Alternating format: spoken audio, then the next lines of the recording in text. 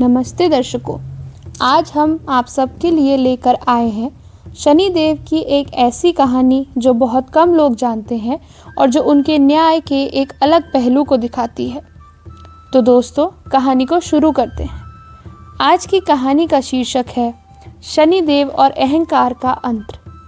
मित्रों, हम अक्सर शनिदेव के नाम से डरते हैं, लेकिन क्या आप जानते हैं कि वे केवल सज़ा नहीं देते बल्कि हमें सही रास्ता भी दिखाते हैं। आज मैं आपको शनिदेव की एक ऐसी ही अनसुनी कहानी सुनाऊंगी जब उन्होंने स्वर्ग के राजा इंद्र का अहंकार चूर चूर कर दिया। एक बार देवराज इंद्र को अपनी सत्ता और शक्ति पर बहुत घमंड हो गया था। उन्हें लगने लगा कि उनके बिना सृष्टि का संचालन असंभव है। उसी समय शनिदेव की दृष्टि उन पर पड़ी। शनिदेव एक साधारण वृद्ध ब्राह्मण का रूप धारण कर इंद्र की सभा में पहुंचे। उन्होंने इंद्र से एक बहुत ही सीधा सा प्रश्न किया। हे देवराज, आप इतने शक्तिशाली हैं, क्या आप बता सकते हैं कि इस ब्रह्मांड में आपके जैसे कितने और इंद्र हुए हैं? इंद्र जोर से हंसे और बोले, हा हा हा, ब्राह्मण, इंद्र तो बस मैं ही हूँ, दूसरे कैसे कोई हो सकते हैं? तभी शनिदेव ने अपनी माया दिखाई। सभा के द्वार से चींटियों की एक लंबी कतार निकलने लगी।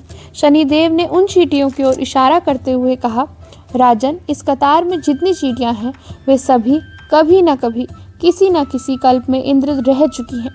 समय का चक्र जब घूमता है तो राजा को चींटी और चींटी को राजा बनने में देर नहीं लगती। यह सुनकर इंद्र का शरीर थर थर कांपने लगा। उन्हें समझ आ गया कि वे समय और कर्म के विधान से ऊपर नहीं हैं।